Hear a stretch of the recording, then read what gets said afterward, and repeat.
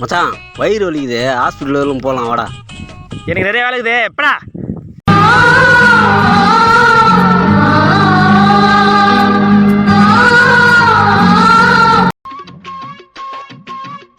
மச்சான் சந்தைக்கு போய் வரலாம் வாடா, காய்கறி வேணாம். உனக்கு வேற வேலை இல்லை படா.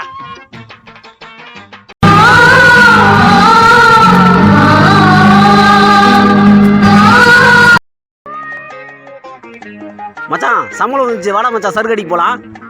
மச்சான் உன் வேலையை விட எனக்கு எந்த வேலை முக்கியம் இல்லை, வா மச்சான் போகலாம். டேய் இரா, பார்த்தீங்களா ஃப்ரெண்ட்ஸ், எதனா வேலை சொன்னால் மட்டும் வர மாட்டான், ஆனால் குடிக்கிறதுக்கு மட்டும் வரேன்றான். இவன் என்ன பண்ணுற ஃப்ரெண்ட்ஸ்?